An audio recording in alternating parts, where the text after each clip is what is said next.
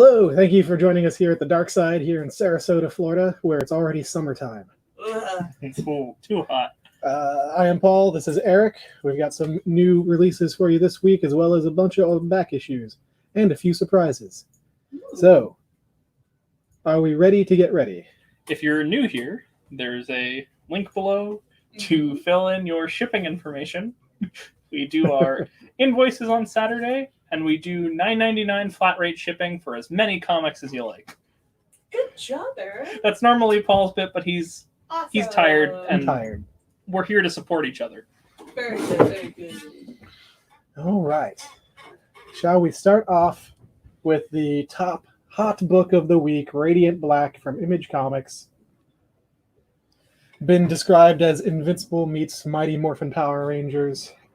I believe Eric really enjoyed this. Yeah, I think that is a lofty description, and truthfully, I can't say if it meets that, but that's like not meeting that doesn't say anything about the book. I think it was an excellent There's book. only been the first issue, so Exactly. Yeah, it's a lot to put on one issue. I think it's a really strong issue, and you get some of the humor and some of the character that you got in Kyle Higgins's Mighty Morphin Power Rangers, because Kyle Higgins is the writer of this book as well, and I'm really enjoying it so far. Is it a perfect first issue? No, but no first issue is. Count me out then. And I like where it's going, and I think it has a lot of potential. I think it does too. And as a first issue of a new project, we've all read so many superhero origin stories, especially ones with special suits find a person. This one, it had kind of a millennial twist to it, which made me feel oh, this is so new and fresh. And then I realized, oh wait, no. Anybody who is an adult in 2008 has felt this way. So it was relatable. What I really liked about it is that it's not Hal Jordan who's the best and the brightest, or the characters who get He's down on his luck, and I think that was a really good decision. I think too often the superheroes are people who already start in a pretty good place, and I think having a superhero start from more of a underdog position is going to be really beneficial to the storytelling. Hopefully. Yeah. And plus that last panel made me be okay, well, where's the next issue? Yeah. I agree 100%. And am I mistaken in that they're saying this is the first in a multi-book universe? An Image superhero universe. I think so, but I have not found anything to directly confirm that, but I think I remember hearing that as well. This just makes me wonder if they're going to use crossover as a crossover, since it's all Image, and bring other Image characters into it. I mean, we have a few issues, because I think crossover is a miniseries, so we'll find out if Radiant Black shows up. Yeah. All right. Well, moving on. Next to that is the latest issue of I Walk with Monsters. Story is going. It's good. Not really much I can say without spoilers. So that's a horror book, right? It is a horror book. Okay. Yes. I can give you the synopsis of woman and man chase down bad people and kill them. There are worse elevator pitches. He is a monster. He transforms into a monster and kills them. So it's like Beauty and the Beast meets Bonnie and Clyde. Yeah, there's a lot of there's flashbacks to childhood trauma and stuff, and she had an abusive father and he died right in front of her and stuff, and it's dark. Not the funnest book out today, but it's good. Dalton and Anthony would like to get Radiant Black. Excellent. So do we have multiple copies? We do. Here? Yep. We will get those copies to you. Yes, Yeah. They should be out on the wall. All right. Next, after that, who do we got? Last Witch. This is probably the funnest, best book of the week. This is a show favorite. I think I probably like it more than Paul, solely because I love this book with all my energy. A lot of energy. So much. In addition to being really fun, I think it's cool because in the States, you get very surface level Irish mythology. You don't really see a lot of it in books, but it's really cool to me to see more in-depth working with that mythology, and I'm really liking what's going on here. I also think Siobhan is a really good character. She's the protagonist, Is it and Siobhan or Shorsha? I don't know how to say that. wait, it is Saoirse. Yeah, Sure, Saoirse. When it looks like Saoirse, Saoirse. Why was I Saoirse. thinking it was Siobhan? I don't know. That's also a very popular, very Irish name. Yeah, Saoirse. I think it's a really good story. I will say that the first issue led you to expect that it was going in a certain direction, and the book went a different direction. Yeah. And I really like that it went that different direction. Yes. No, it is from Boombox or Kaboom, one of It's Boombox. Boom's kid-friendly imprints, but it's pretty dark. Yeah, we do have number 1 if you want to get caught up. I think we've got a couple copies of number 1. Now this, we were talking about Miyazaki movies earlier. Yeah. This would be a great Miyazaki movie. You're so right. This It would be really good. Like, it would be perfect. Tonally, artistically, character, like it's perfect for a Miyazaki translation. You're talking about Last Witch? Mhm. Yeah. I've not seen a Miyazaki film. Studio Ghibli? Yeah. None of Do them? you want me to bring you some of? I have most of them on DVD if you want to watch them. Or HBO? I haven't had time. That's There's too much media. Yo, that's so fair. I feel that in my bones. I still have to catch up on Star Trek Discovery. If you love Miyazaki, but maybe you also like Irish folklore, like this is a great blend of the two. Like it's awesome. Irish Miyazaki. Yes. Yeah, Hey, there's Japanese whiskey. this is true. All right. Next up is the latest issue of Rorschach. I think it's number 5 in a 12-issue series. It's dark. It's weird. It's a mystery. If you've been reading it, keep reading it because it's just as good as the first issue. If you're not into the Watchmen universe, that's fine. You should be.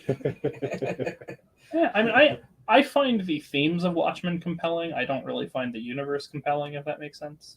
I mean, it's not a fun place to be. Yeah, I mean, I just mean like the universe feels like a fairly generic superhero universe, and that's on purpose. It's not supposed to be particularly, it's more how Moore interacted with that universe and how his ideas interacted with that universe that was important, not necessarily the characters themselves being compelling. Anthony would like to get Last Witch 1 and 2. You said we have number 1 on the shelf. Well, I have a one up here.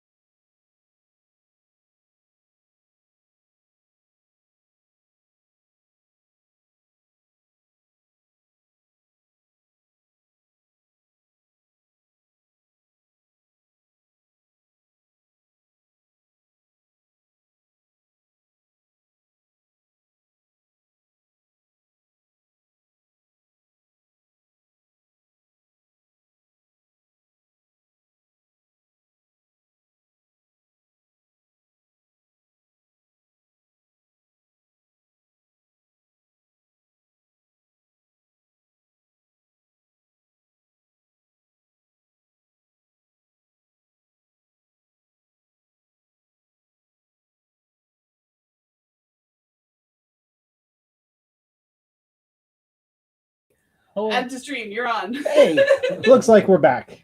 We're not going to fingers, but somebody made a mistake. Ruben. Lousy Ruben. yeah. So we Anthony wanted the Last Witch 1 and 2. We got those for you. We talked about Rorschach, so we're going to move on to DC's holiday issue. DC's Love is a Battlefield. This was a surprisingly delightful issue.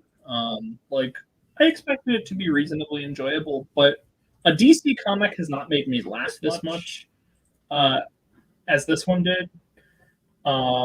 Particularly the Perry White and Amanda Waller story was so good. Like I wasn't expecting that to be in there. Like going in, I had no idea what stories were in the book.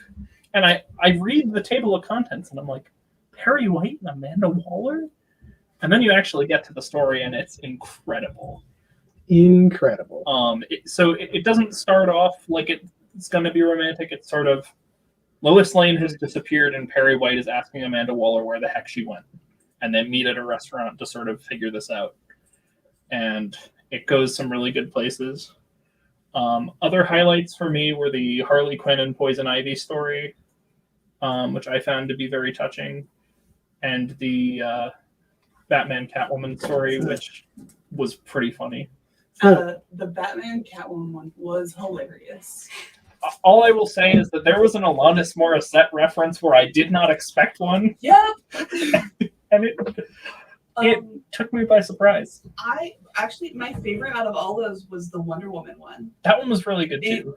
It went a couple of places a few times that I didn't think it would. And it brought some humanity to her and showcases like the difficulty in relationships, especially when one of you is a superhero. We are betting 1,000 today. What I really liked, because I love that story as well, I really liked that it showed that relationships can be messy, but it doesn't necessarily mean that they're bad. You know, not every relationship is going to be perfect, and that's okay. And I think that story did a really good job, and it was Mark Russell writing that one, so I'm not surprised that it was good. He's been doing some excellent work lately. So there's no Swamp Thing in here. Unfortunately, no. I don't want it. Not really a love story. The one story I did not read was the Sergeant Rock one, but I've heard good things about it. Yeah, I read it. I was kind of surprised by it. By its presence? It felt like it was kind of ticking a box. Yeah. Especially nowadays.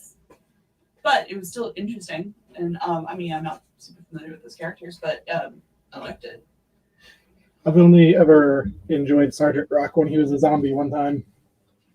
Not in the zombie deceased books. I enjoyed Undead Sergeant Rock and Death Metal. That was fun. He was part of Batman's Black Lantern Army. Okay. I believe Rose has another book to talk about. Oh. Critical Role Vox Machina Origins. This is volume 3 issue yes. 1. For people who enjoy Critical Role or Dungeons and Dragons and RPGs, this is a really nice series to get into.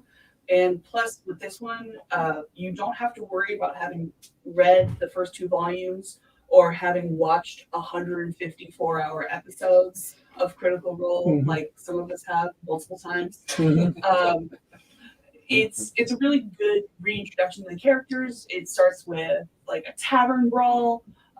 They finished a mission, spend a lot of money where they shouldn't have, end up in an underground fighting ring. It's all good fun. A classic Tuesday. Yeah. But it was just a really nice story. It was well written. The art's clean and consistent. And what I also like is that because it's such a large adventuring group, there's 7 people in it, and not everybody can have the spotlight at the same time. Like in the background of panels and stuff, you can see like little stories happening. Oh, that's cool. Kind of like that episode of Community where Abed helps. Abed. I just said it like Pierce. You just said it like Pierce. Yes, you are Chevy Chase. No. He's still a millionaire. But yeah, highly recommend. It was a lot of fun. And Critical Role has been great for like D&D and role playing in general. Oh, it just keeps growing in popularity, and eventually, like they've been working on it for over a year, but we're going to get that animated series. Yeah, wasn't it CBS? Amazon. Oh, Amazon. Yeah. CBS picked it up for. Okay. No, it's Amazon, and they're doing it through Titmouse, which is pretty awesome. Yeah. So Neat. soon.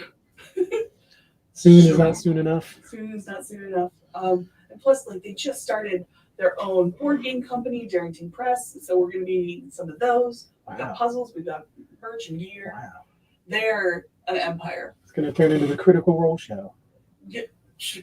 All right. No complaints from I'm sure Rose. Rose could host one if she wanted.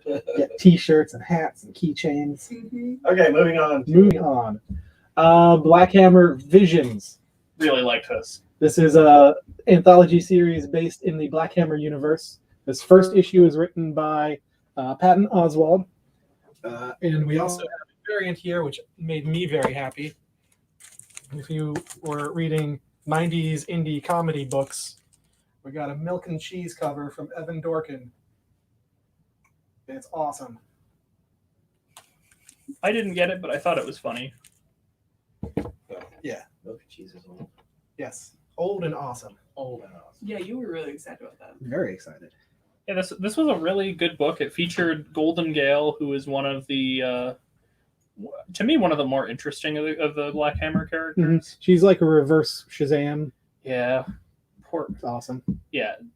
So for those who don't know, Shazam goes from being a kid to being an adult.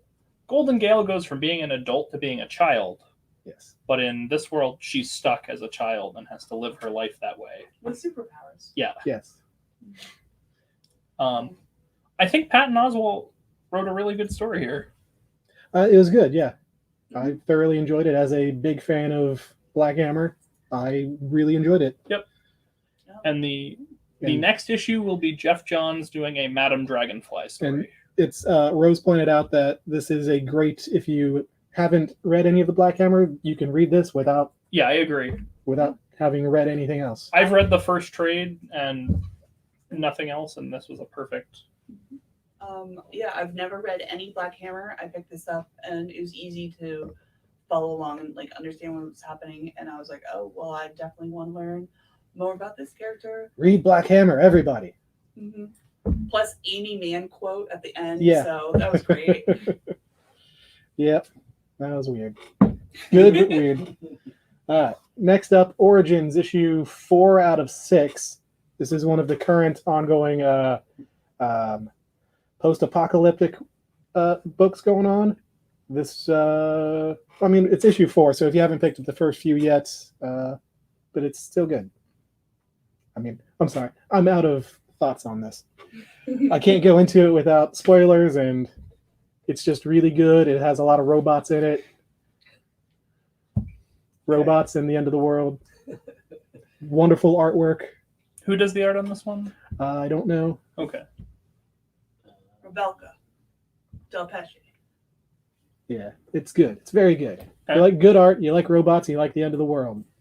The third issue had a lot of philosophy in it. So if you like philosophy in your comics, But this one's less philosophy. less philosophy, more action. Like, are we talking like? Are we Like- talking Locke, Hobbes, Well, Jones? it's like, I mean, if you're familiar, like if you read Swamp Thing and there's always philosophy Okay. peppered in, like that's the way it was. Okay, yeah. that makes sense. Yeah. It's really good. Highly recommend. Yeah. Moving on, King in Black, Thunderbolts. Okay, so Matthew Rosenberg has been doing a really good job with this series. As I mentioned when we did the first issue, I was not familiar with some of the members of this team, and that hasn't been an issue at all. He's done a good job. He's done a good job making those characters, easy to grasp. I didn't know Star particularly well, or I think he's Dr. Fear. But his Taskmaster is great. His Batroc the Leaper is great. And the end of the story is where you really see the main tie to the main plot of King in Black. Okay. They're looking for someone, and they sure find them. Is all I'll say about that. We do still have a couple issues of the issue number 1. I think so far of the So it's a 3-part, right? yeah. So we've got issue 1, issue 2 came out today. So issue 3 will be in a few more weeks. I think so far after Marauders and the Daredevil tie-in issues, this has been my favorite tie-in. I think the Immortal Hulk is the best. I have not read the Immortal Christmas issue? I have not read the Immortal Hulk tie-in. No, I thought we did that. You probably did. I don't think I Okay. read it because I'm very behind on Immortal Hulk. Hmm. I mean, it was just a standalone Oh, gotcha. King in Black issue. I'll probably check that out. Then. Wordless. Silent. Night before Christmas. Oh, neat. Of course, it. Al Ewing did a silent issue. I remember talking about Yeah. All right, next up, That might have been right before me. that. Orcs. Orcs. Everybody loves Orcs. Very fun. So Very fun good. book. Another kid-friendly book. Yeah. It was a lot of fun, right? Oh, Eric and Rose, who both read it. It's my book of the week. I loved it. yes. There are some elves that show up in this issue, and there are some squirrels that show up in this issue. I won't give any more context, but it was so funny and so good. I also am really intrigued to see. So at the beginning, there's this sort of orc folk tale that gets told, and I am Yes. curious to see if we're going to hear more of it because Yeah, that'd be that cool. was the most intriguing Be cool part. if each issue opened up with like 3 pages of that. And as Paul said, it seemed very reminiscent of a Hellboy story, It's very Hellboyish in the tone and humor and while still being kid attitude. appropriate. Yeah.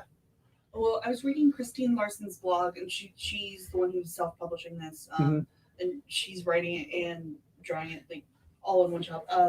She was saying that the series, which is going to only be 6 issues, Nice. is going to be bookended by the tales Okay. of that. Oh, sweet. warrior. Somebody did research. I did. That's excellent. Rose is ahead of us as usual. This is just really, really good so far. It reminds me like kind of like if Noelle Stevenson had written Rat Queens in a way. Like it's just these That's so perfect. these orcs, because it's like normally like they're bad guys and like they're very Mhm. one-dimensional and no personality. It's like they're all incredibly individual and they're all generally pretty bad at their jobs. And it's just really funny and yeah, the elves were great. Yes. I think that other than Love is the Battlefield, this was probably the book that made me laugh the most. Gold stars all around. Yeah, really good. I have to say the self-published, like the more indie Boom stuff that I've been reading lately has been really good. Because usually when I read Boom, I'm reading Power Rangers, and that has less of an indie feel to it. But Yes, it does. this stuff has been phenomenal. Last Witch, Orcs, just A+. Most Boom stuff is really good. Mm-hmm. Still have to read ones in the future. On to from kid friendly to not. Space Bastards #2. Not much I can say about this other than this is an origin of where, if you remember last time, it's about basically the post office becomes violent and you get paid when you deliver a package. So people are killing each other, handing off packages and delivering them, getting paid for it. And this is kind of the origin of how that happened. It's violent, it's offensive, it's not friendly, it's not for everybody. It's all in good humor, though. It's not meant to be mean-spirited in any way. It's fun. If you enjoy reading Scumbag, which is currently ongoing, very similar in tone.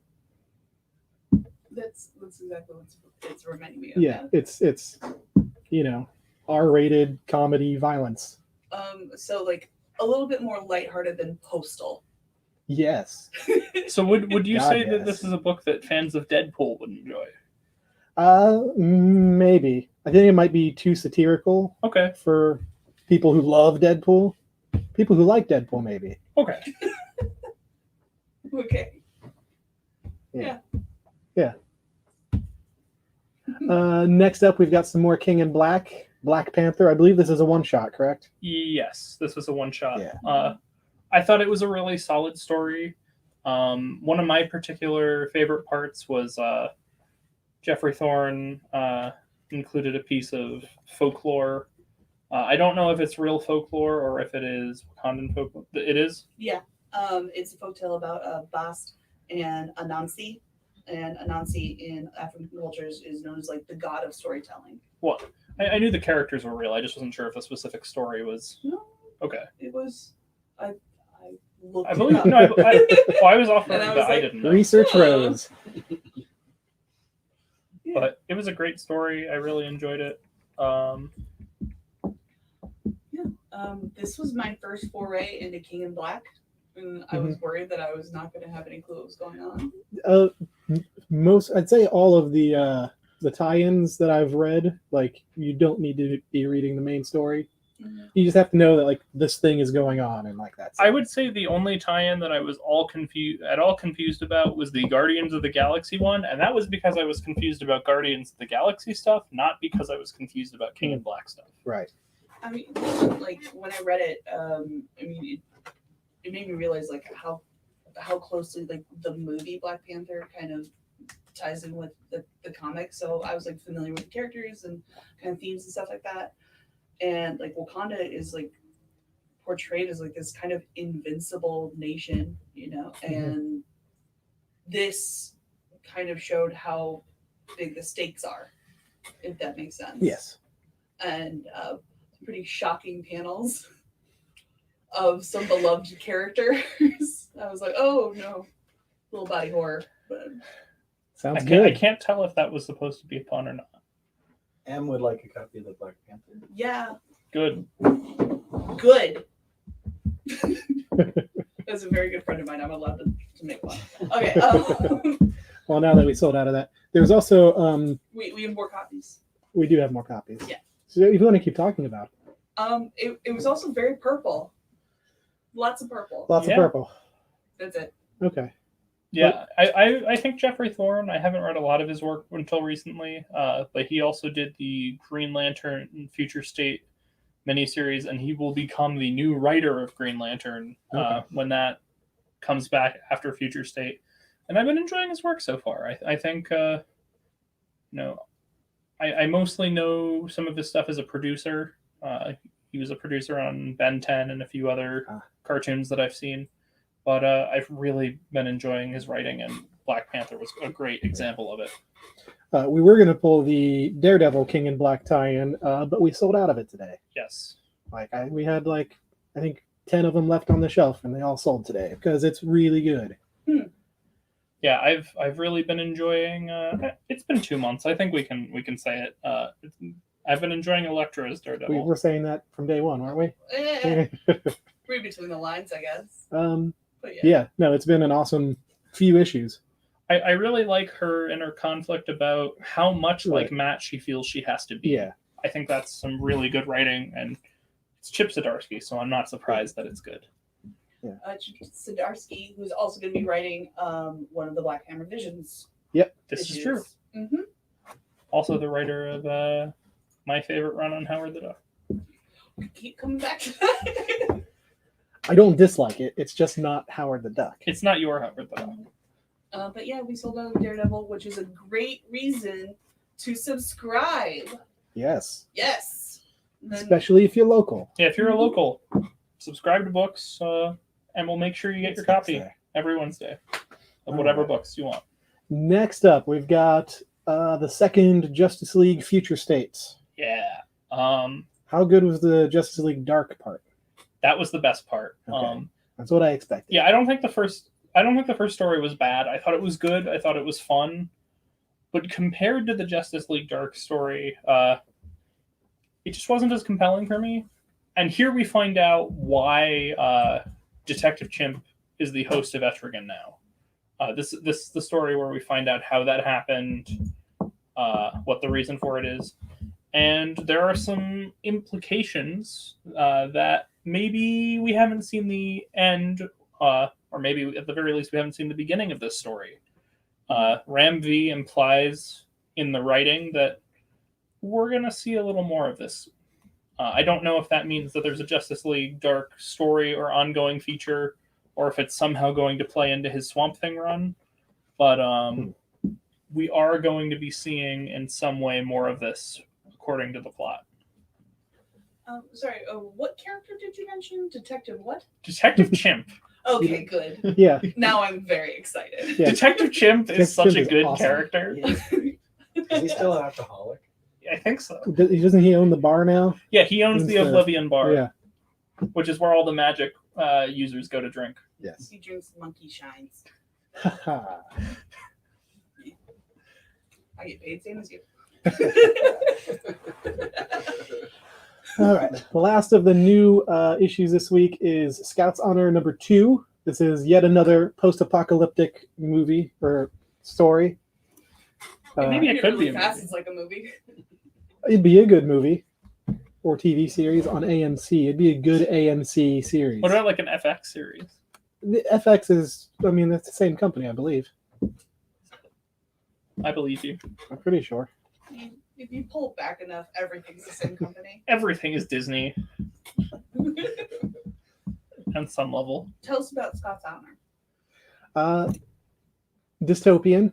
The new rule of the world is like the Scouts training manual is basically the rule of law, and it's a misogynistic world because man has to do all of this, woman stay and cook sort of thing, and it gets turned on its head. It's very good if you hate misogyny and love the apocalypse. It's very good. Sign me up. What a way to sell that book. If you hate misogyny, this is the and love the apocalypse. Like hating misogyny, obviously, I think a lot of us are here for that. But like you have to also love the apocalypse, which is just a fun juxtaposition. Yeah. Anthony said that we now belong to Disney, so Oh, that's fine. probably true. well. That's fine. Give me my season passes. That's right. I think they're getting rid of those. They are in California, at least. I don't know if they're getting rid of them rid here. of season passes. Oh Yeah, my God, they're not doing that's- annual passes in California anymore.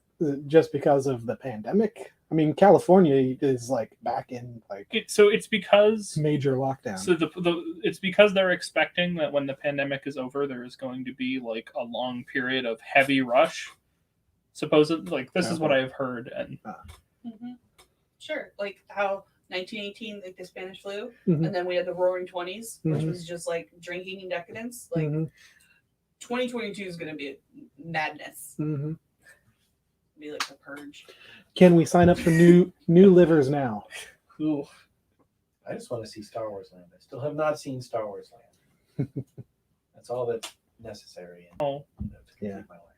it's very good. Yeah, I mean, fans call it Galaxy's Edge, but you know. Right.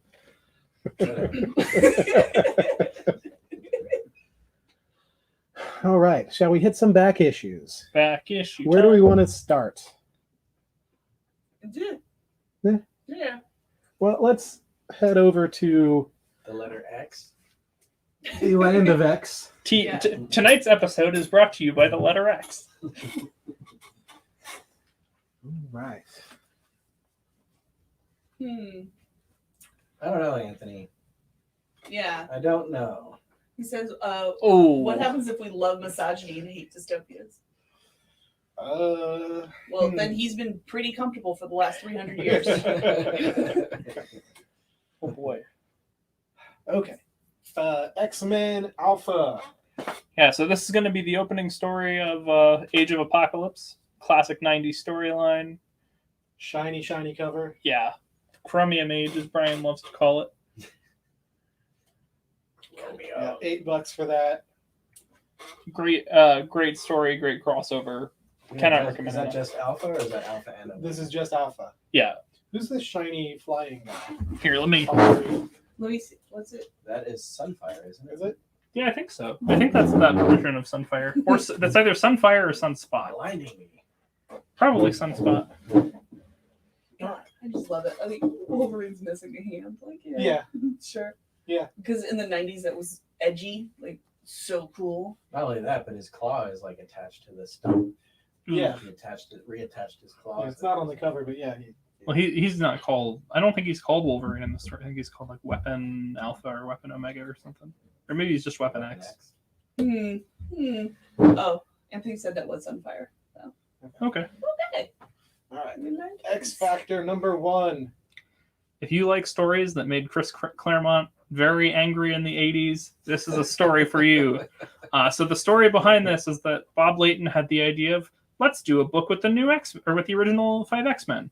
At that point, Jean Grey had been dead, and Jim Shooter was like, she died evil and then therefore can never return again.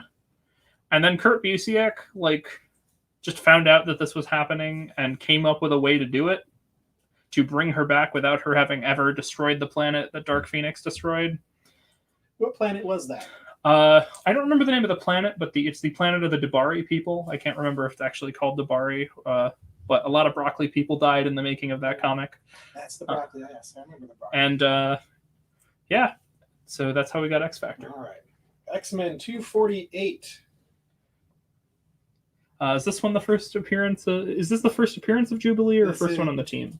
This is the first Jubilee in the X-Men. Yeah, so this is when Jubilee joins the X-Men. She had been hiding out in their base for a little while in Australia. And apparently Havoc killed Storm. Yeah. This is also a weird one because this is the last story. This is the last issue to feature an actual X-Men team for a little while. Because some stuff happens in it involving personality rewriting and magic and nonsense. Anthony says that's the first issue of Jin Lee art as well. That is correct. Yep, it is. All right. Then we've got the first and second appearance of Bishop.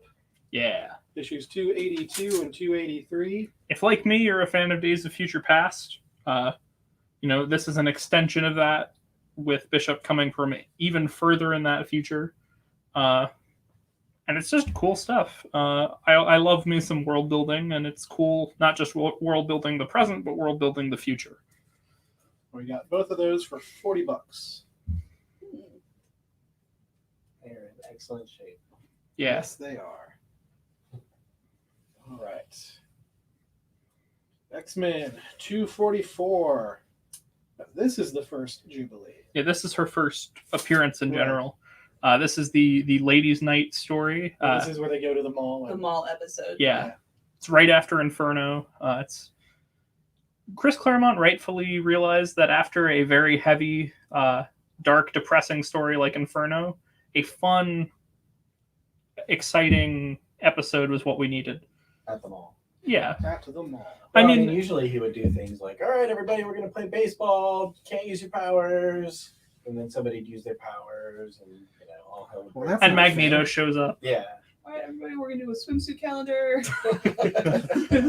I mean, isn't that just I've like, got some for summertime. isn't that just every Psylocke issue in the 90s? All right. I mean, they went very high up. Yeah. Eric, what can you tell us about this? So, this is one of my favorite comics of all time. This is the Uncanny X-Men and the New Teen Titans crossover, written by Chris Claremont and drawn by the wonderful Walter Simonson. This is a great story. It's got the Dark Phoenix. It's got Darkseid. It's got Robin. It's got Cyclops. It's got Storm. Like, He's just listing people. you can't not love this story. It's Come really, back it's really good. And I truly believe if you're not familiar with either book, this is a perfect introduction to both of them.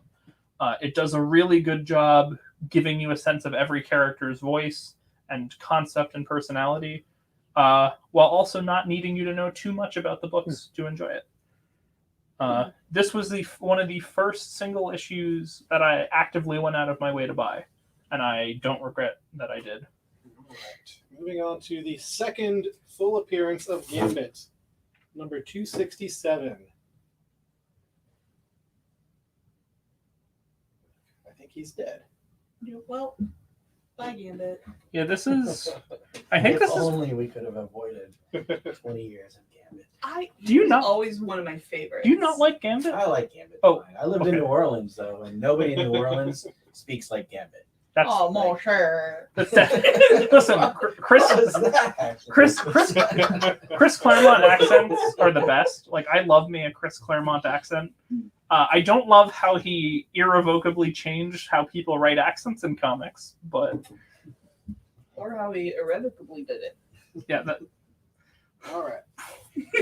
Eric, tell us about this I'm one. Scarred with. All right. 256. so this Creole issue accent. is one that I have a very complicated relationship with. This is the issue where Cyclops gets very literally turned Japanese. Psylocke. Psylocke. Psylocke. You said Cyclops. Oh, sorry, Psylocke. You said Psylocke and then you said Cyclops. Sorry. Like immediately after. I am tired. Where Psylocke gets turned Japanese by, I think it's the Hand. At least I think so. Yeah, and it's a really weird issue and like kind of disturbing, but it's an interesting story. So it's the first issue where Betsy is not a Caucasian. Correct. It is, and for the record, this is not when she gets body swapped. That is a retcon that happened in the 90s. which makes reading this issue back again even more uncomfortable, is the word I would use. Oh, you should keep the comics in one spot. Okay, I won't touch them. No. I mean, like I'm watching the video and Uh-huh. let's say shaking. I'm getting like. Okay, I'm just trying to show off the covers. No, it's cool. It's cool. I'm just getting nauseous. Next up, we've got X-Men 221 and 222. We've got 221 is the first Mr. Sinister. Yep. Then 222 is just a cool fight between Wolverine and Sabretooth.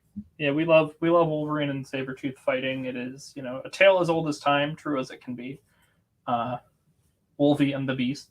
But anyways, Mr. Sinister is a classic villain whose superpowers are as endless as the uses the writers had for him. I think his origins are just as multiple. Isn't he Victorian? Yeah. The origin that is stuck is that he was a Victorian scientist who Apocalypse gave some power to because he thought that his scientific work was interesting and potentially useful. And then he wanted to become immortal so he could continue in his work. Yes. Mm-hmm. Classic villain. I really enjoy the more modern take on Mr. Sinister, where he is still creepy and enigmatic, but he's also a little goofier. X-Men 205. Some Barry Windsor Smith art. Barry Windsor Smith. A man who fleshed out the Weapon X story. Yeah. This is just I love that artwork. a great cover. And this isn't the first appearance, but it is one of the earlier appearances of Lady Deathstrike. Oh. I erroneously thought that this was an origin story for Wolverine, but it is actually not. It is an early appearance of Lady Deathstrike, and it is some beautiful Barry Windsor Smith art. I feel like he is like one of those artists who has the talent of drawing characters naked without sexualizing them. Yeah, I really want to do Wolverine. And he does that, though. It's, All right. He's short and real hairy. Lots of veins. He gets all the girls though. Like, He's 5'3". X-Men 151 and 152. Selling both of them at $15. We don't need to talk about these. why not?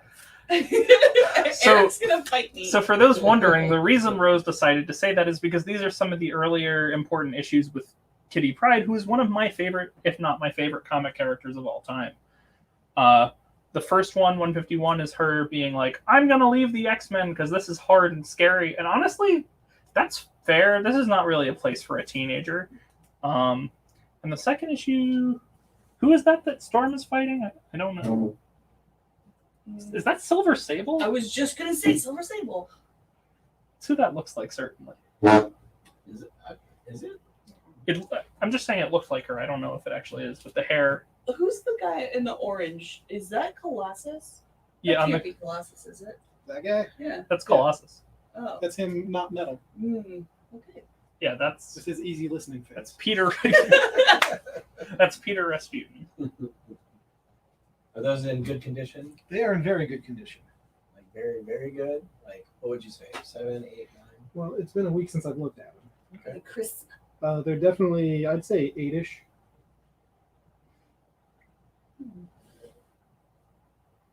All right. Next up, we've got more X-Men, 210 through 213. If I recall correctly, this is the entirety of the X-Men portion of the Mutant Massacre. Yeah, it is. The Mutant Massacre is a larger story that involves other books such as Thor, Power Pack, X Factor, and New Mutants. However, the cool thing about how the early X crossovers were written is you can read any of the parts individually and still get as much as you need.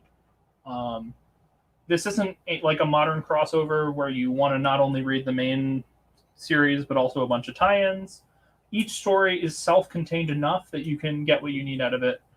And like some of the other stories we've talked about today, this one's really heavy, so I recommend it. It's a great story, and it started the idea of the X crossover, but it's also very dark, which is why I think it was a super interesting choice to include the Power Pack in it. Like, whenever they showed up in an X-Men story, it was always something incredibly dark. What's so funny, Rose? Nothing. It's not you, I promise. Em No. thinks there's a tuba in the store. Huh? I don't. You guys hear a tuba? No. I don't know. She says she keeps hearing a tuba. Oh, Okay. can't say I've heard any. Like a chair moving around, Could be. which is very likely. I can see that. We'll explain it away with science. Yes. So these are X-Men books. That's our X collection. I think we've got a couple more X-Men books coming up, but nothing is special. Nothing is great. I don't think. It's been a long day. Yeah, this is a lot of our most important back issues. Are we doing the arcade one tonight? I don't remember which one that is. Okay. We'll see when we get there. Very well. And we're switching over. Alrighty, so we have here some Action Comics issues. First up, we have Superman versus the Demon by Byrne and Giordano. What is the City of Lost Souls? Though we fought side by side, Man of Steel, you must die so that millions may live. Why is Etrigan not rhyming? It's my real question here. Yeah. But it's a really cool cover. It's not Detective Chimp. Yeah, you definitely get the sense that, this is a real struggle for Superman, which is not always easy to do. And I love me some Etrigan, classic Jack Kirby character. And he's one of those characters that I love seeing him in books with characters who are not supernatural characters, because that contrast is really cool. Like there's a Starman story that he shows in, and Starman does not believe that he is a demon. And that should be an interesting team up there because Superman is vulnerable to magic. This and is true. Etrigan is a magical creature. I think this was Character. after that retcon was done. Yeah, I think this would have been in that period because this was the Triangle era. Next up, we have more John Byrne Action Comics, and this is an interesting story. So This is Eric's favorite story ever. that's not true. It's Get it? it's this is why he the- reads comics. This is the story where Darkseid and his minion Sleaze manipulate Superman and Big Barda into recording, shall we say, adult video. It's an art film. It is probably the weirdest thing that John Byrne has ever written, and that's saying something. Yeah. John Byrne has written Him and some, Ruben. John Byrne has written some weird stories, and this tops the list. It does, if I'm not mistaken, also feature an appearance of my favorite trope in comics, which is Darkseid sitting in armchairs. He wants to be comfy. There's just something about Darkseid sitting in an armchair that is eminently funny. Every time it happens, I just start laughing. Speaking of fun Superman team-ups in Action Comics, we have Superman and the Spectre. You cannot save the people of Smallville, Superman. They are all dead. That sucks. Yeah. The Spectre is one of my favorite characters, as just like Etrigan. I love me the supernatural characters of the DC universe. I think they are among the most fascinating and the most bizarre. And the Spectre is really cool because he's a force of nature, basically. He's the force of wrath, isn't he? Yeah. Or has that been written? He is most of the time God's force of wrath.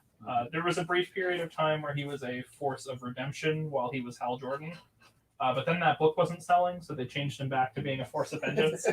Nobody likes redemption stories. I mean, I do, but I'm not most comic book buying fans. They should have him and Ghost Rider crossover. So you'd have just vengeance galore. Did that happen in Did There's they do Punisher that in in there. the big crossover? No, that was Spectre and Living Tribunal who they had interacting with each other. So speaking of DC supernatural characters, we have this lovely 4-issue Hellblazer story arc by Peter Milligan. So this one is notable because in the 3rd issue of the storyline, it sees the introduction of Shade the Changing Man to John Constantine Hellblazer for a couple of arcs. So Peter Milligan, possibly the book he is most famous for, is maybe Ecstatics, but it's probably his Shade the Changing Man run over at Vertigo. And this is where he makes Shade a supporting character in Hellblazer. I think that lasts for about 20 issues or so, but this is the first story arc he appears in that role. And I pulled it because I think that's really cool. Because these are two characters who were both reinvented for Vertigo. They were both originally mainstream DC Universe characters and were sort of given new life, and I would say more successful life in Vertigo. I thought John Constantine was first introduced in Swamp Yeah, Thing. he was in Swamp Thing, so I guess Yeah. that would be straight from mainstream. Yeah. Yep. Because it was Alan Moore's Swamp Thing run. Mm-hmm. The best Swamp Thing run. Indeed. Probably. I haven't read enough like long runs. I've mostly read shorter Swamp Thing stuff. Though I've heard Ian Wrightson's is pretty good. All right, next up It's basic. for $15, we have The Amazing Spider-Man 307. From Chicago comes the chameleon. This cover. So I just want you all to know that when I pulled this cover out of some boxes that Paul and I were digging through to find stuff for the show, someone had put a post-it note right here covering his face. And now that I've seen it, I can kind of see why. This is a really like, The Spider-Man mask is just not cool without the big eyes. yeah. This is a creepy cover. And he's got nostrils, which is also weird. You know? Well, it's because it's the chameleon. Well, yeah, I'm just saying, like, the Spider-Man would not have been as popular if that was his original look. This is a creepy cover, and I kind of love that about it. This is like the bat nipples of Spider-Man. You're so right, Rose. That's a really good comparison. All right.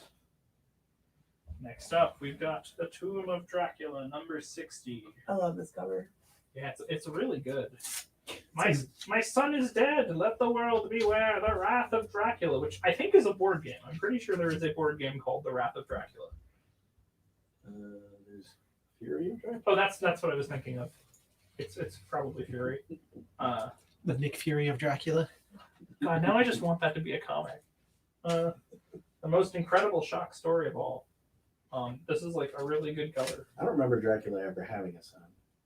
So have you read an X-Men story called Curse of the Mutants? I have. That's when they all become vampires, right? When Jubilee becomes a vampire. Oh, yeah. But yeah, his son's in there. Oh, is he? I think his name is like Zares, Oh, yeah. because he's the main villain in that story. Dracula is dead. I preferred Storm as a vampire. Yes. Yeah.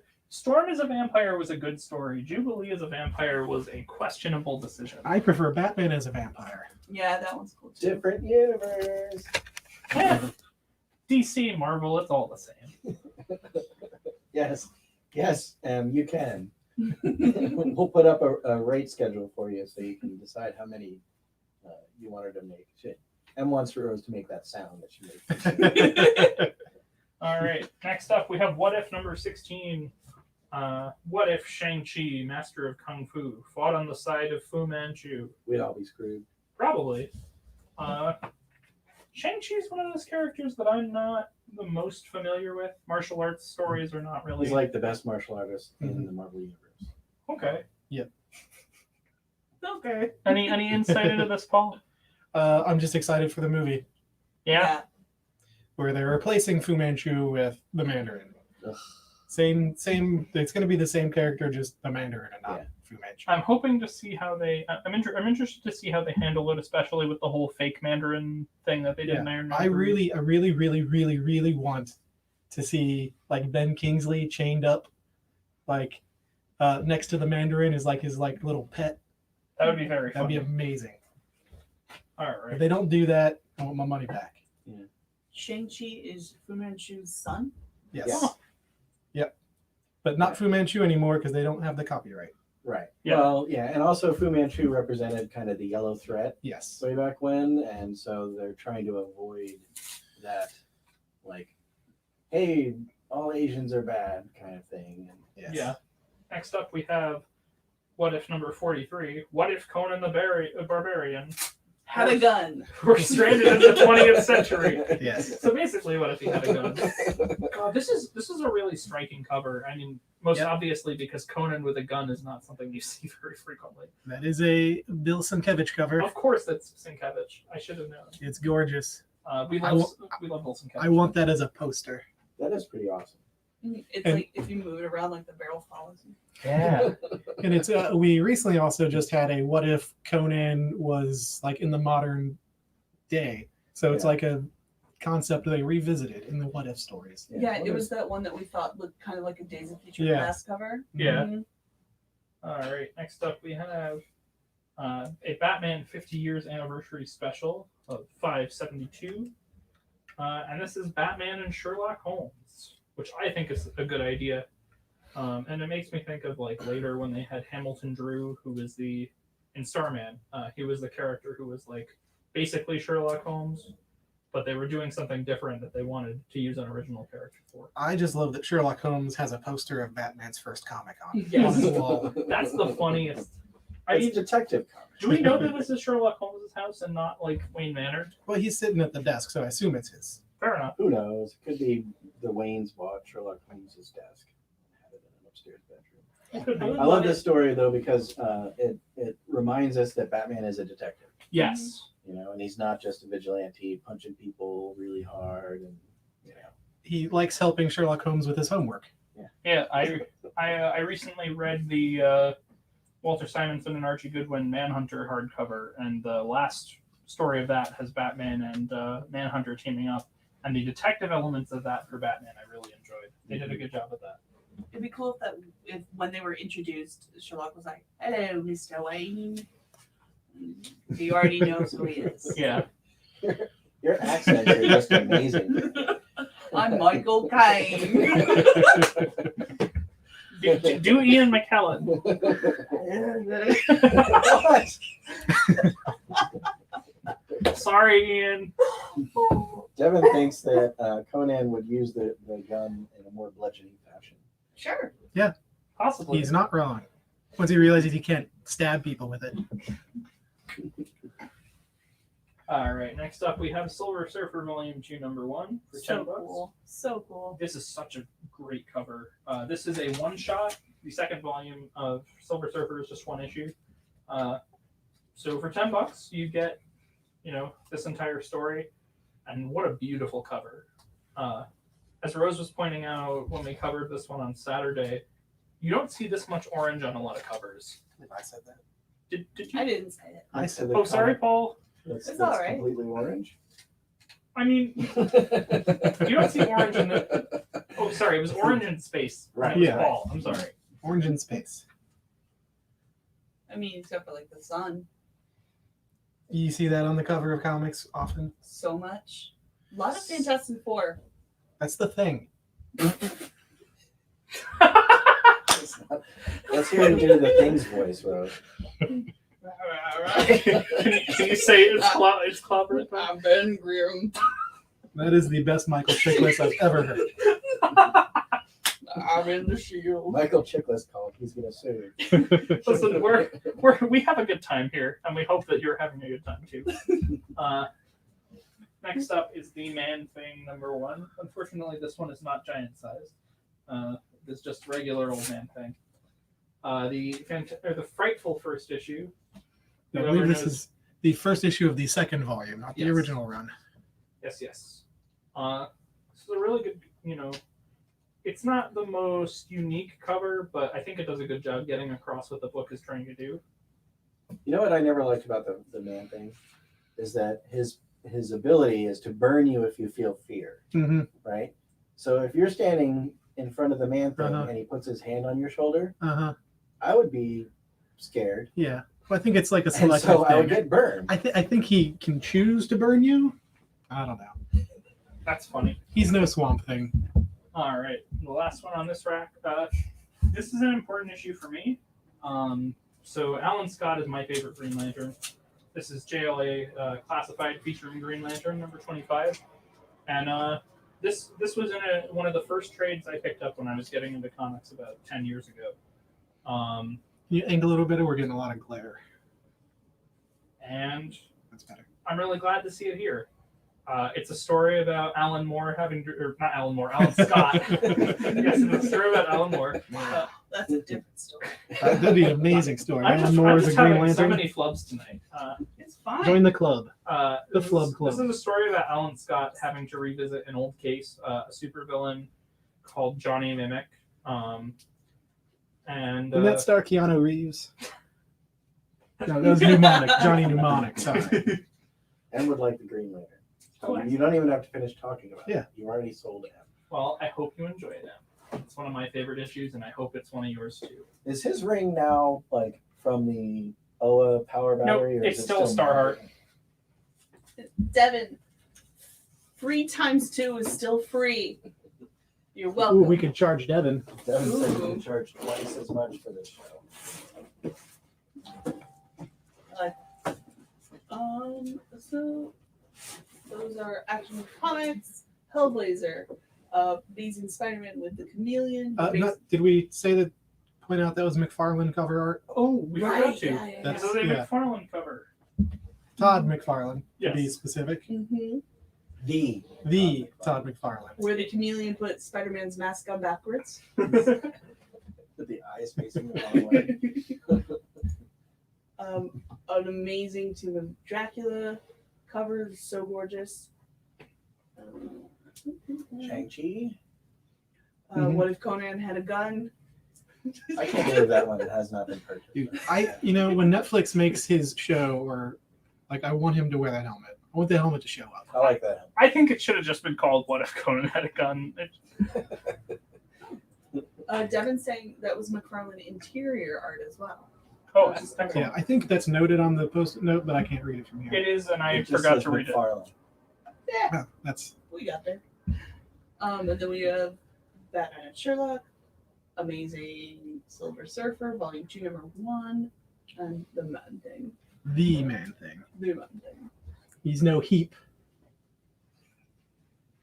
Here, let's- That's a let's throwback. fill in Thanks, this So like the piece. 40s. Yeah. Other swamp guy. Okay. All right. Move You on. guys want to go to Wherever you would still like to another go. rack? We're gonna go over here. Right. We are going to start off with the first appearance of the New Warriors. $25, Mighty Thor number 412. There's the best character of all time. Night Thrasher. Night Thrasher. So this is part of the Acts of Vengeance crossover. And Night Thrasher's superpower was Skateboarding. yeah. And he was rich too, I think. right? Dwayne McDuffie was not a fan. So good. So good. And then Speedball, who we talked about on Yeah, Speedball. Saturday. Yep. Which is Yeah. Speedball is responsible for Civil War.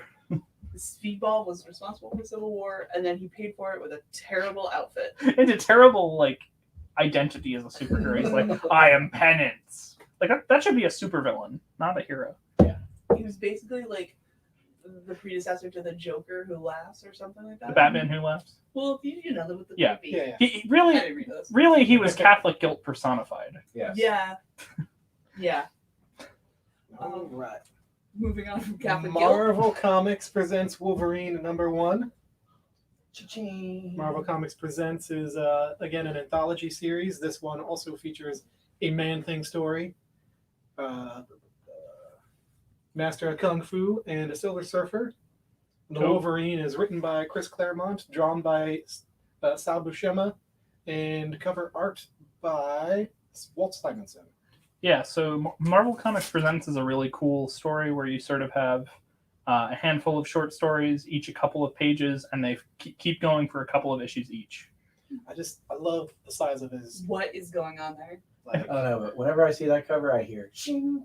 If I remember correctly, it was the pages of Marvel Comics Presents where Barry Windsor Smith's famous Weapon X story Yeah, happened. no, it's in the 70s and 80s or 80s and 90s runs, Yeah, that'll be which I have most of them. I'm working on a complete set awesome. for us, not for me. Oh, okay. Still awesome. All right. More Wolverine. Captain America Annual number 8.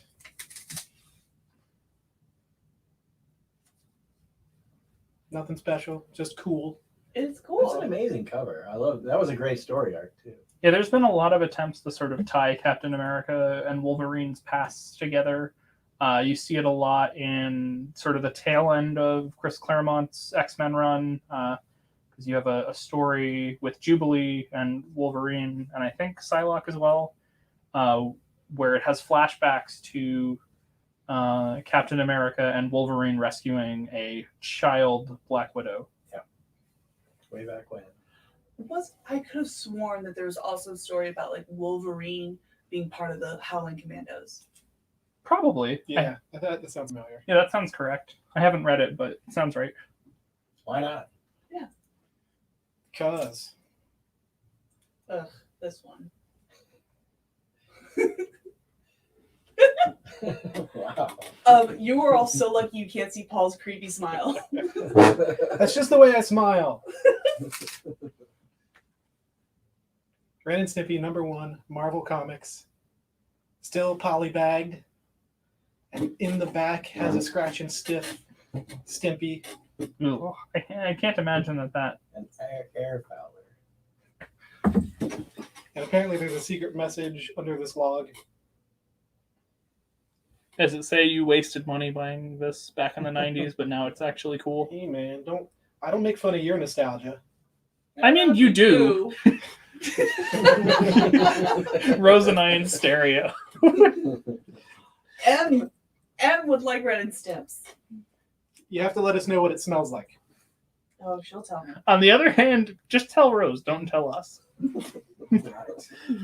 I want to hear Rose do the Stimpy impersonation.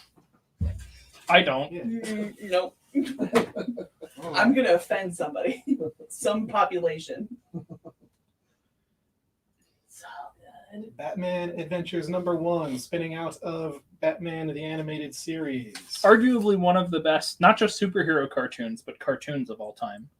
Absolutely. And this is the series that I think the first appearance of Harlequin was Mhm. #6 in this. Yeah. Series. Yes. Mm-hmm. Bad Yes, it love. is. And we got that for $12. It is in very, very good condition. Now, was this you one can- written by Dini or was this someone else? Puckett. Okay. Paul. This is a family entertainment show, Paul. You can also get reprints of this for $1 without the vintage ads in it. Yeah, but if, those are reprints, not reproductions. So if you want the authentic experience. Mm-hmm. And also, Penguin was very good in the Valentine's DC Yes. issue that we featured earlier. He was very funny. So good. More nostalgia.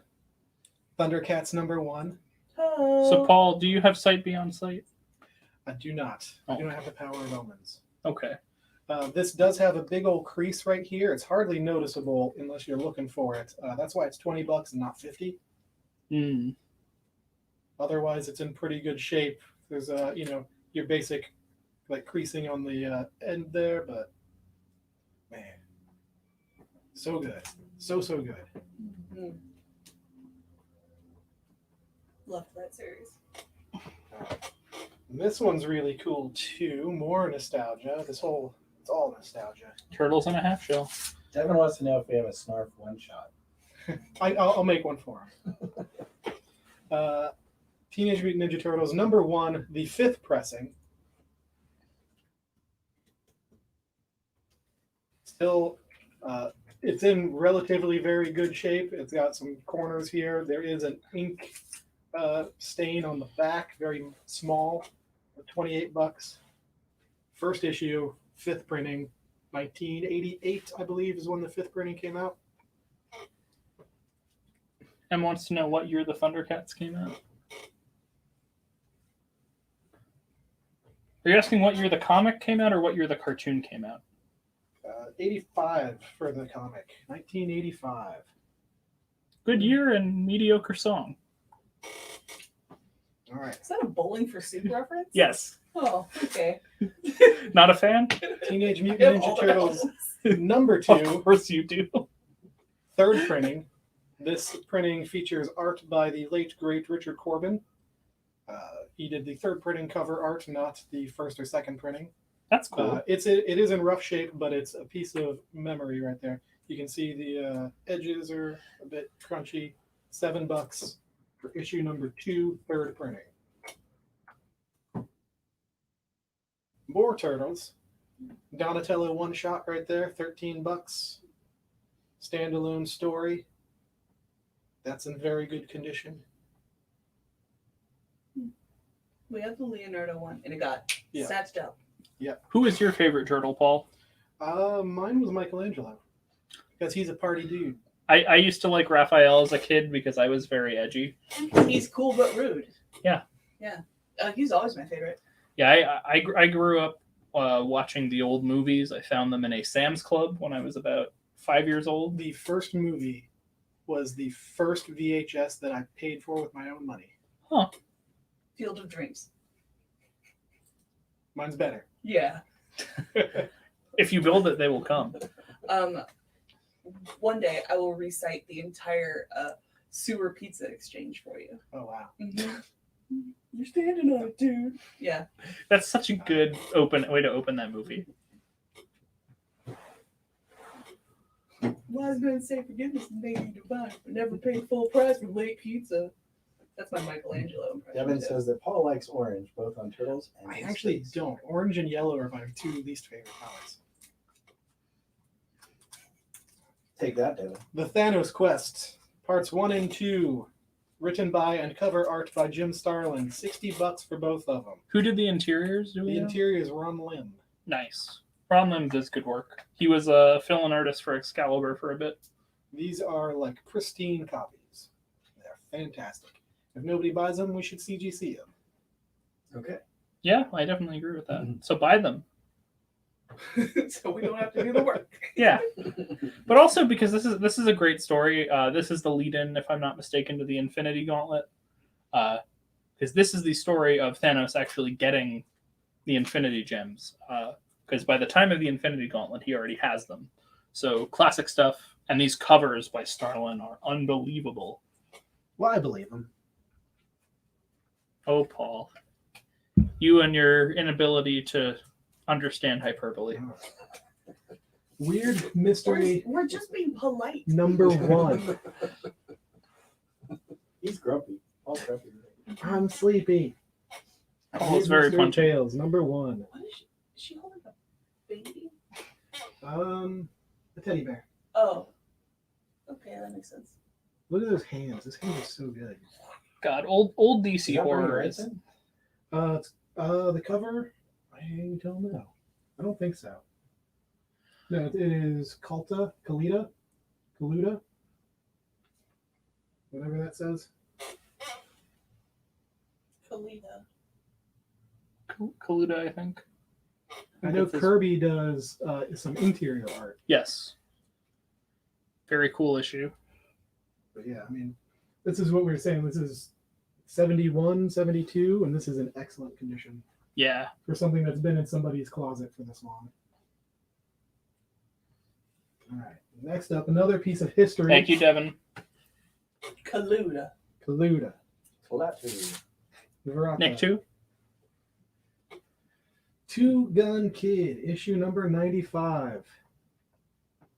Features a couple stories, both written by Stan Lee, with Jack Kirby doing artwork in the backup story.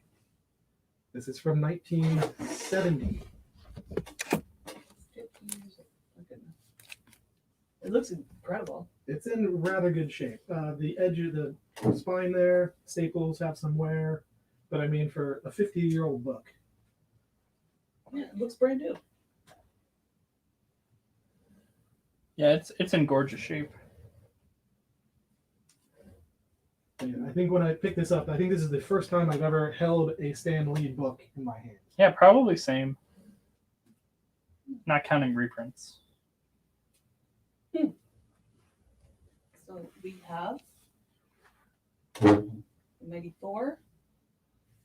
Marvel Comics presents Wolverine, Shing. Thank Captain America Annual, that's Captain America versus Wolverine. X-Men and the introduction of Bishop, 2 issues. Batman Adventures, Thundercats #1, Yeah, go ahead and set them up over there. TMNT #1, 5th printing, which is, I don't know, it's really cool to see that. Like, Yeah. I mean, it's the 5th printing, like 4 years after the first issue came out. but just thinking about like when they were drawing and writing this, like they had no idea how Yeah. big it was going to be. That's the dream, Because wasn't it just meant to be like a Daredevil parody at first? essentially. It was them yeah, joking around, drawing funny turtles, and then they're like, we should write a story. because the Foot Clan Yep. is The based Hand. on the Hand. And Splinter is Stick. Yeah. And then we also have another TMNT, and then Donatello one shot, the Thanos Quest, 2 issues, Weird Mystery with Kirby. Kirby art, right? And then Stanley Classic. Some very good issues.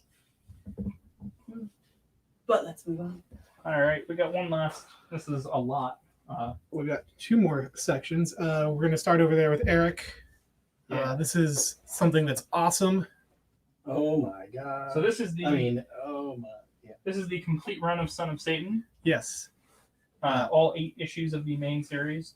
As with some confusion on Saturday, there is also I think it is 12-part Marvel Spotlight story. This is an 8-part series that spun out of that, and it's some excellent stuff. We are doing the first issue for 40, or all 8 for 100. Yes. See some of those covers. Yeah. And they are in excellent shape. The entire run is in great shape.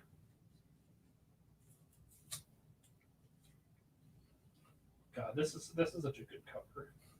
So can you give a breakdown of the Son of Santa? Son of Santa. He's a little man. Please regale us, Paul. Of the Son of Satan. I don't know too much about the Son of Satan backstory, even though he shows up in Ghost Rider a lot. He's just, he's an anti-hero who's the son of Satan. Sometimes he's a good guy, sometimes he's a bad guy. He's got an awesome pentagram on his chest. Inspiration for the Netflix series Lucifer. No. Inspiration for the Hulu series Hellstrom. Hey. Lucifer is based on Lucifer. Yeah, that's based on Yeah. the Mike Carey Lucifer series, which is very good stuff. Yeah, it's that. Look at the next Son of Satan over there. He's fighting mer people. I sound a lot smarter if you guys don't correct me. Sorry, Rose. Rose, you're smarter than us no matter how much we correct you. Yeah. I just love that, his whole costume idea is kind of designed around like I've got to show off my pentagram. Well, yeah. Well, he has to show off his abs too. Coming up next, that's going to be a conversation as well. If only that guy that drew the Wolverine Is this supposed to be drew the Son of Anubis? Satan. Do what? Might be. I didn't hear what the question. Is that supposed to be Anubis, the dog head? Yes. Okay. Well, hey. I mean, I don't know. See, no one's correcting you. And then here's the last issue. So cool. All got that classic Comics Code Authority sticker on them. Yeah, because Satan. Which is it's so wild that like you weren't allowed to have like werewolves, but you were allowed to have a book called The Son of Satan.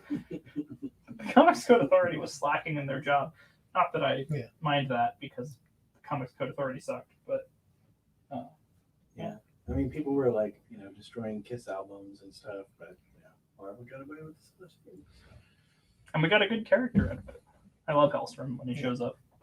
Yeah, he's a good secondary character. I agree. I think he's best as someone who shows up once in a while. Yeah, he's better as why does this guy know what's going on?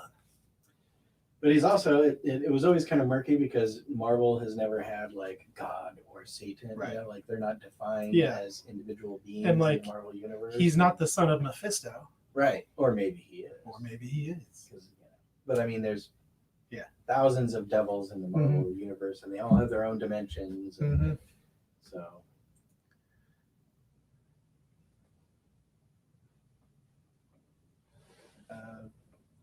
ask her. Danielle, which Sandman trade do you want in your box? Also, there's a bunch of alien covers in there, so you need to come buy those. Yeah. So is he just like going around like fighting different mythological creatures then? Yeah, that sounds right. And mer people. You can think of him as like Satan-y Hercules. Hercules. Okay, we'll see what we can do, Danielle. We got you, boo. Well, which Sandman? The original Sandman? The modern Sandman? Do you mean? I assume you mean the Neil Gaiman Sandman. Am I correct in that assumption?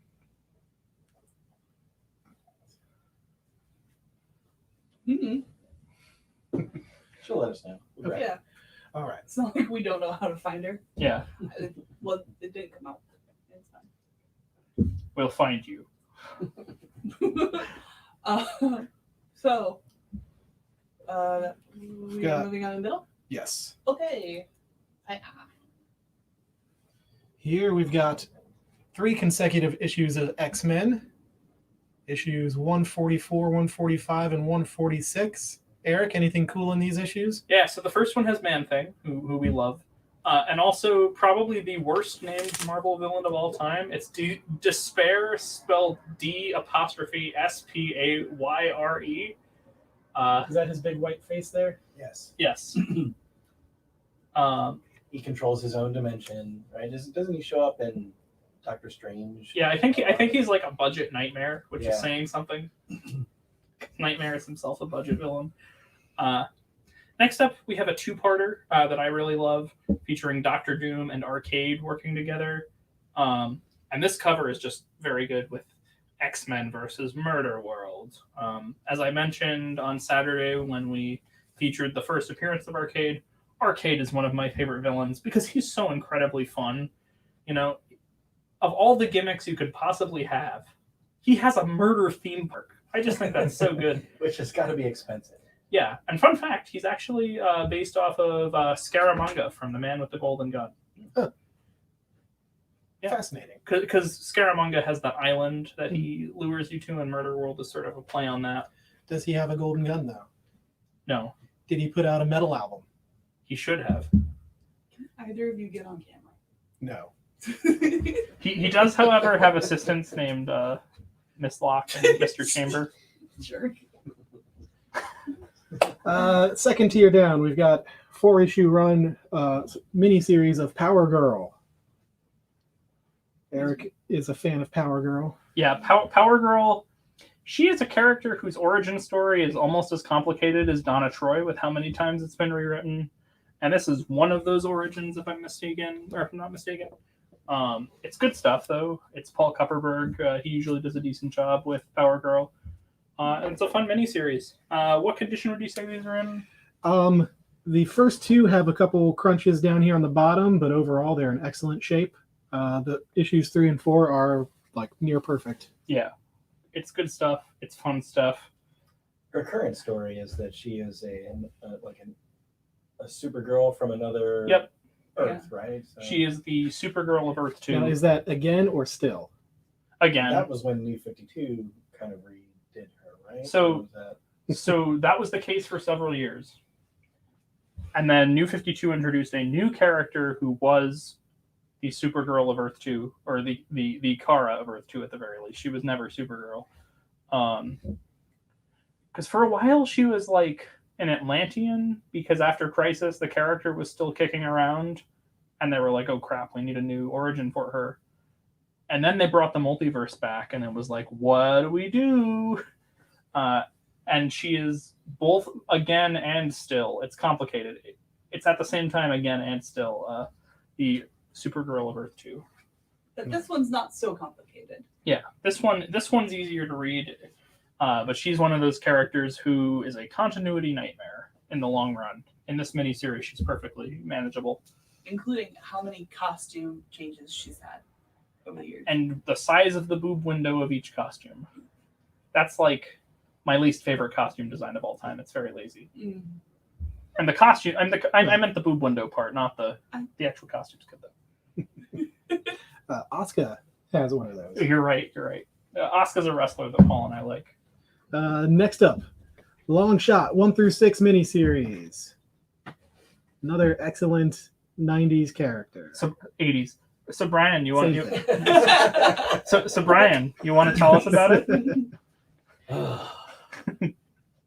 I like Longshot. I think Longshot is a great character. Okay. And I love his abilities. I like his origin. I like all of that stuff. Except I cannot stand how Ann Nocenti wrote this series. I cannot stand it. And I don't even think she's a bad writer. Like, I've liked other things that she's written, but for me, this series was just, oh my God, it was tough to read. But the art is amazing. Obviously, it's Long Shot, so we love it. So, yeah. I really like it. I enjoy specifically the Mojoverse elements of it because it is a very good critique of Hollywood and in general the way media is produced in the United States. I think she does a really good job with that criticism. However, my one complaint with this series is that pouches in the 90s are Art Adams' fault. He created as a practical way to explain where all of Longshot's throwing stars are. Let's give him a satchel. Well, Works for Jack Bauer. that's true, but he decided pouches were the way to go. And Rob Liefeld and Jim Lee thought it was cool. Well, that and the glowing eye, and I mean, that became a thing. Anthony wants to know the condition. I don't remember anymore. I think they were pretty decent, but not amazing. Yeah, there's definitely some pressure marks on this issue number 1 from stuff being set on it, but overall, like the spine and the corners and the edges are really good. Any flaws, should be able to be pressed out. So that's $50 for all 6 of them. Yes, and we're giving you a good deal on that. So, issue 5. What's that thing's deal? That is one of the dogs that gets sent to chase Longshot from the Mojoverse. Yep. I forget if that's the one that he is his friend for a little while or not. Is that the first appearance of Spiral on number 6? I believe so. And yeah, all of this is the first appearances of All the Mojo, Longshot, Ricochet, Rita, Spiral. My favorite Mojo story is actually and I know you're all gonna laugh at me because it's Excalibur, but the Excalibur Mojo Madness one shot, because it's like Kitty Pryde and the tiny X-Men having to escape from Mojo, and it's just so much fun. Wait, there's Tiny X-Men? Yeah. Baby X-Men. Yeah. Oy vey. Was Shatterstar part of that? I cannot remember. No, this was before Shatterstar. I'm mixing up all my I think at this point, like, Longshot still had like bird bones or something, right? Yeah, he had like really weird brittle bones that made not a ton of sense, but it's a cool idea. And for those of you that don't know, Longshot has some really cool powers. He is incredibly lucky as long as he is acting British. No, as long as he is acting in the interest of others. If he is being self-serving, if he is being selfish, his powers do not work. That's interesting. Yeah, I think it's a cool idea. It's like a purposeful domino. Yeah, it's like a situational domino. At the same time, Anthony's like, he's Domino. They should introduce that mechanic to Scumbag. That'd be interesting. That is Scumbag. Oh, Yeah. He's Longshot. I haven't read it. Yeah, he's got bird bones. Yes. No, like Avian, how his but- powers don't work if he's being selfish. All right. No, that's So it's like get him addicted to the powers. well, in Scumbag, he like Away. his powers. The powers only work if he's acting justly or nobly, with noble intent. Well, So we have a few last items for y'all. Back on the nostalgia train, we just happened upon a box of Batman the Motion Picture trading cards. You can't see them from there. Complete with gum. Complete with delicious We gum. are not saying that the gum is edible. No, it's not. I had to beg our cashier to not eat it.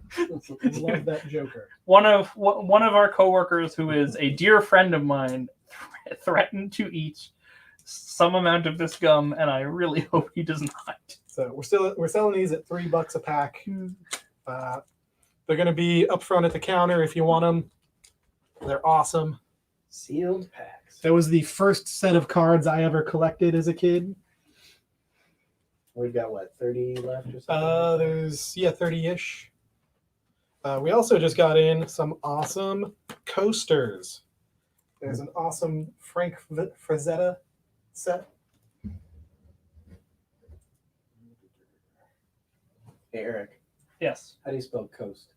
COAST. And what do you put in a toaster? TOAST. No, you put bread in a toaster. Oh, you're right. It worked. He fell into your trap. I don't care. Listen to how self-satisfied that laugh is. See, like, it's only I a like trap. catching people on that. It's only a trap if I care. Yeah, that's true. Like, I don't give a flying All bus. right, you ready? Yeah. Here's another trap. Okay. How do you spell silk? SILK. And what do cows drink? Presumably water. Okay. I mean, I don't actually know the answer to that, but I would assume it's I water. think a lot of people just say, obviously. Yeah. And these coasters are actually really cool.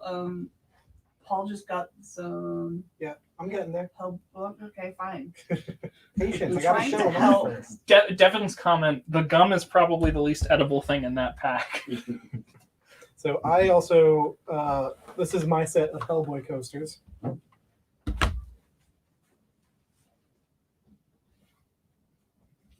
You can see it's got that traditional quirky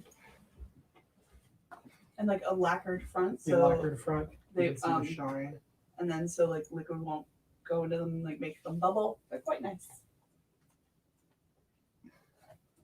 They're better than those retro video game cartridge ones I got, which were cardboard. So we've got a couple sets of each of these coasters if you would like them. They're $10 each for set, not individual coaster. Yes, you get a whole set of a whole set of whatever property you like. Buy 4 for the price of 4. Yes. Those aren't good. All right. Is there anything anybody would like to see before we go home? Or any other questions about a book before we head out? Does anybody want to see? Let's see everything. Let's see. I want to. You know what I want to do is have some gum. let's put this out there. Let's say if somebody buys one of the Batman packs and then shoots a video of themselves eating the gum, we will play it during the next show. Unless there is vomit No. involved. Like putting that foot down. All I see is liability. It's more likely to cut people's mouth open than cause any disease or illness. It's probably all crumbly and gross, and then doesn't taste. Once, mean- once your saliva gets back into the, If I recall, that gum was pretty hard to begin with. and therefore like indestructible. Yeah. The test of time will have. There's no best buy date on these. M's playing hardball with Thundercats. Yeah. 15. Ooh, all right. Since it's M and she's bought a few other things, we'll do 15. Okay. Alex is here. Oh, hey, Alex. Yeah. She's just on YouTube, so Oh, okay. she can't see the Facebook comments. So she's wondering like why we're talking about how sexy Wolverine is. And stuff. She's very confused. Excellent. Being confused is an important part of the show. I mean, I'm confused. Paul's confused. Anthony is Constantly. going to take all the long shots for 40. Enjoy your Ann Nesenti goodness, Anthony. Enjoy this guy. Yeah, you want your Snarf standalone. What about a Mojo? I want a Mojo limited series, or just him being Mojo. Oh yeah, Devin didn't laugh at my joke that I typed. I said that there was going to be a Thundercats Star Wars crossover. Darth Snarf. I mean, Devin has a sense of humor. I think everybody here needs a nap. Yeah, that's probably true. I just need to go home and read my Marauders trade that came in today. I think some Pirate Cape Pride will make me happy. Nobody wants the Son of Satan, all 8 issues? What do you think? What do we have that for? $100? Yeah, $100, $40 for the first issue. All right, let's do. What do do you think? 85? I'd say 85. 85 for all the Son of Satan. All 8 issues. Thank you, Em. Enjoy your Thundercats, Em. Let's show what's behind the Son of Satan. You want to stack all those up in one spot? I just feel like you never listen to me, Devin. Go play Anthony Borderlands. says there are better comics about his son than the Son of Satan.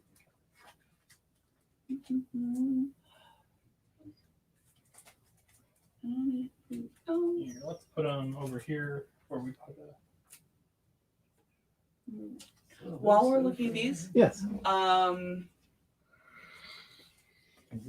have an idea. Okay. We normally do fan casting. Uh-huh.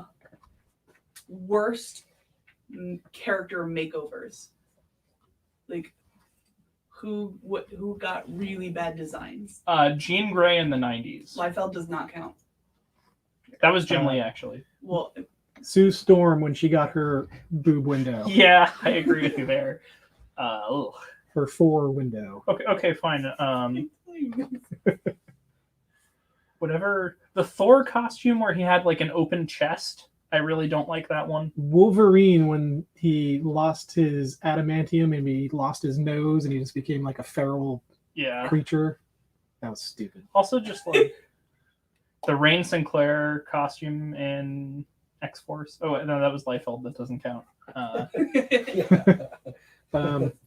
This one might be controversial because I know some people really liked it, but when Beast became a cat, like when he got his like secondary. Oh yeah, like in the Morrison run. Yeah. Yeah, I remember that. Yeah, I don't love that design, but also the art in that series is like very stylized in a way that I don't always like. Well, I remember liking the art in that. I just didn't like his design.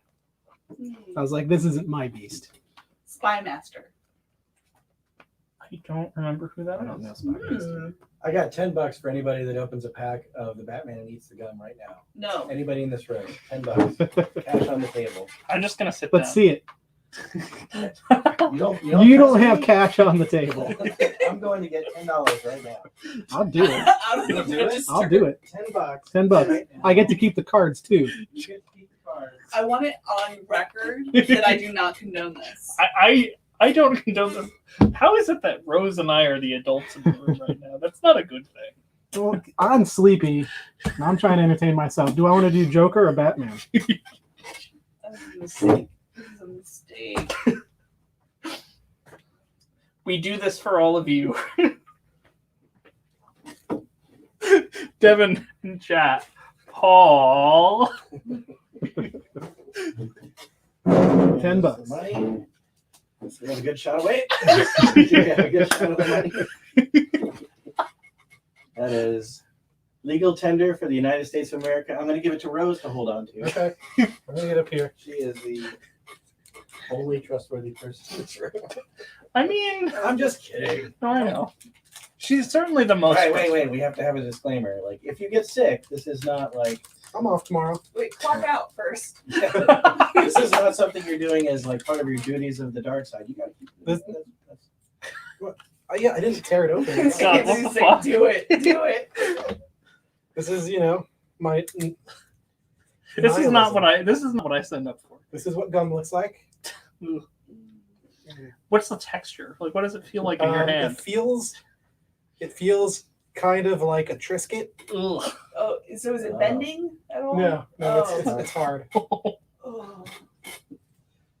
Oh. Oh man, what does it smell like? It literally smells like nothing. It looks like a fun dipstick. All right, It looks like a piece of cardboard much thicker than the card. let's do this There's a quick because sticker. we're already 10 minutes over time. This is Paul's origin. This is story. number 1. Card number 1. You're gonna slice your esophagus open. These cards are awesome. Ooh, Michael Keaton looking sharp.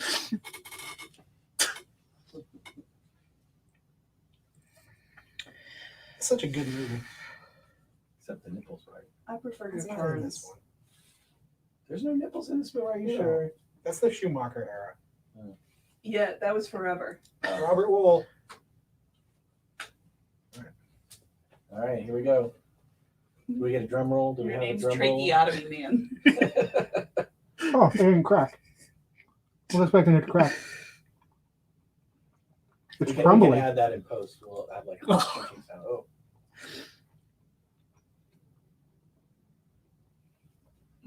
It's crumbling and dissolving. It is not gum. Oh God. do we have an ambulance on? It's here? pretty much gone. Does it? I don't know. Does it taste like the Reagan era? I don't know. This was the Bush era. 89? Really? No. Oh, right after. Sorry. It's still. It was his first year. All right, just so that everybody knows I'm not heartless. If you start feeling sick later, you can call me and I'll take you to the hospital. Oh, I'm feeling woozy. Jesus. All right. Now, everybody watching owes me $10. Paul's gonna start hallucinating. Ugh. All right, I think we're done. The end of this stupid show. If y'all want any comics, you can message us later and we'll make that happen. Yeah, Anthony, check your numbers and let us know. Yeah, and also if you want to see anything featured, like we're going through a bunch of back issues, Mhm. but Yeah, we're digging through all our back issues. So Let us know what if you want to there's see. characters, story arcs, books, artists, writers. We'll keep our eyes out. Mm-hmm. We will. We will do that. If I survive. I Next hope. week it might just be Eric. Oh, fuck.